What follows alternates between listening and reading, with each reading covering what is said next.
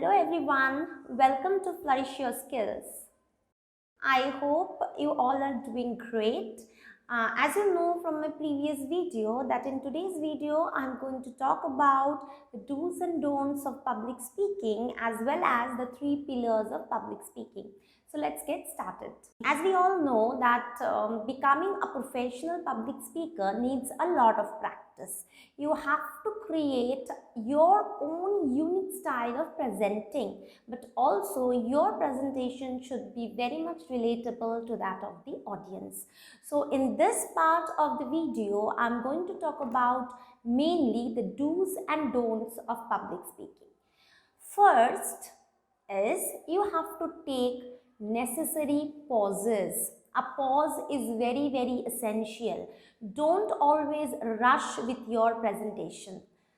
Once in a while, take some pause, and that is very much essential if you want your audience to linger and think upon what you just said.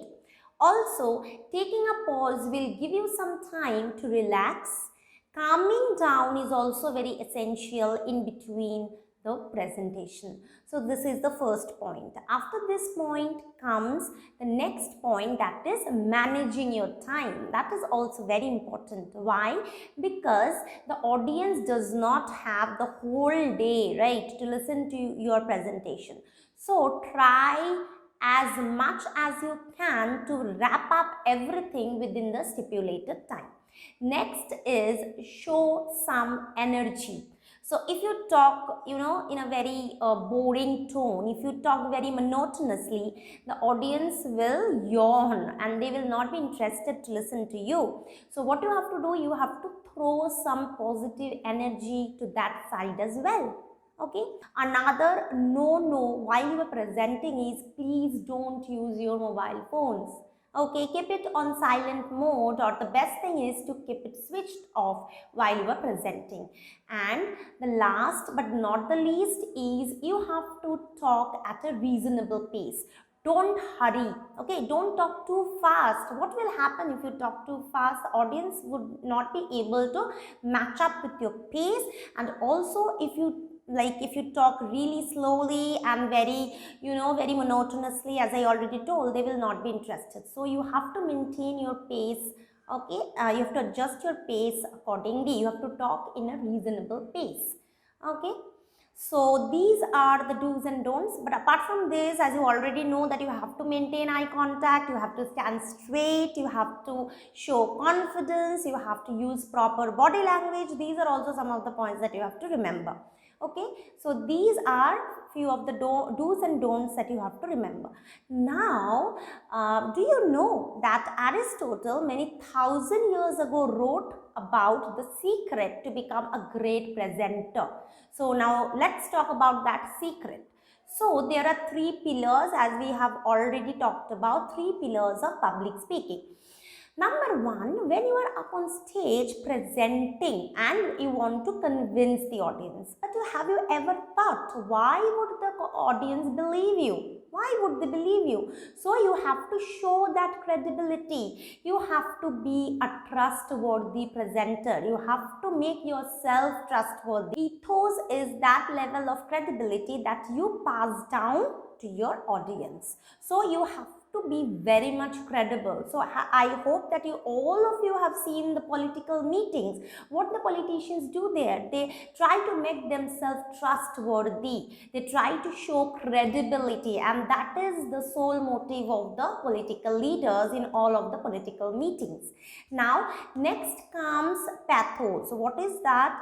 Whatever you say, it must appeal to their senses. There means the audience's senses. So it is always good to include some personal stories in your presentation, okay, so that you can touch them emotionally. So suppose you are watching a video advertisement that is featuring a crying baby. So what happens as an observer when you watch such kind of a video? It obviously touches you emotionally, right? It makes you sad. So that is also a way to connect with the audience. Now the last pillar that I'm going to talk about is logos. That is, whenever you are presenting, whatever you are saying, you have to speak in a logical manner. Your speech should trigger the following questions, right? So, does it include facts? Does it make sense? So, suppose if your speech is very much illogical, all rubbish things are written there, all make-believe things, no facts, only your personal opinions, then it's not going to interest the audience, okay? It can include some of the personal opinions of yours, but it should also include some facts. That is very much essential. Like if you have read Merchant of Venice, a great play written by William Shakespeare, the courtroom scene is very popular. What happens in that scene? Portia very logically argues, right? Portia very logically argues that Shylock can have 1 pound of flesh from Antonio's body, but he cannot drop a single drop of blood.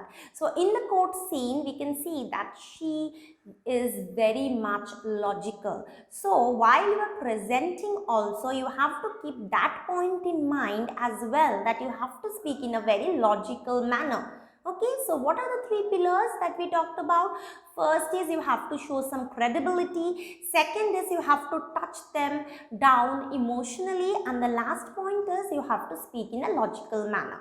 Okay, so if you ever come across great speeches featuring Malala Yousafzai or even Barack Obama, these pillars or these factors are very much evident in their speeches.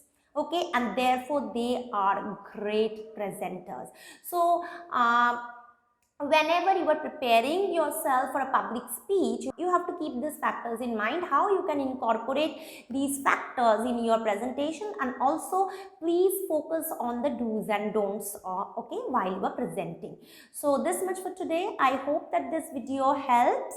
And now let us talk about one important thing. It often happens that when your child goes to a new school, or whenever some new teacher comes to the class, he or she tells the children to give an introduction of themselves. But at that point, the children of today, they falter. They don't know what to say. They don't know which sentences should come first, which sentences should come at last, what are the points that they should include, and so on. So my next video is going to focus on that, where you can make your child give a very and perfect introduction of themselves, so that they can create a lasting impression. Okay, so this much for today. If you like this video, and if this is like very much relatable to you and you can gain much help from this video, then please like this video, share it with your friends and family, and please subscribe. Thank you.